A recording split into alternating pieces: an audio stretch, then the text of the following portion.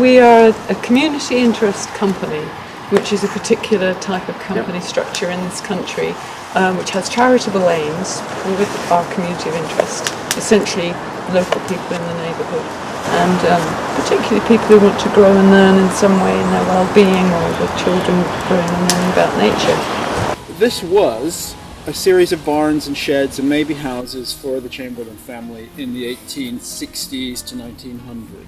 So when we first set up, we were actually quite mindful of the fact that this was our heritage, in the sense that on this piece of land, this story of the family had, sort of made its impact on this land, and we wanted to carry that on. That they were experimental and they were innovative, for example, and that's how we've carried on that kind of thrust. Used as a place for essentially street drinkers, as a refuge. So nobody bothered them up here. And they'd created their own kind of social space to come and hang out and support each other, but also get off their heads and not be bothered by the general public.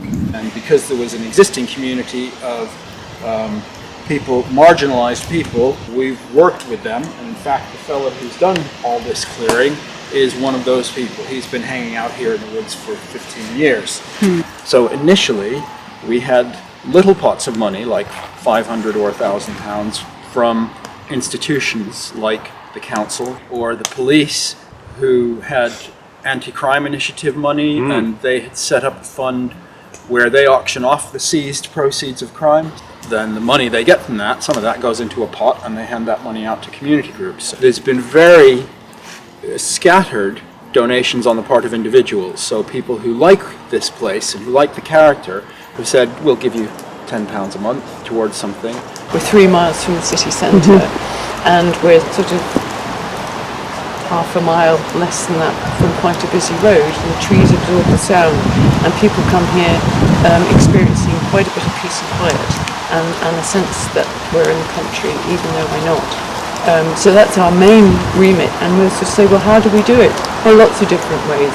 It might be gardening, it might be through play outdoors with young children, it might be through a meditation and well-being program with people who are experiencing problems in their lives. So there are lots of different takes on that, and that's what we've kind of focused on here, even more than the food productivity, because without a lease, those are actually services that we can provide quite easily. That's kind of how we've had to do things.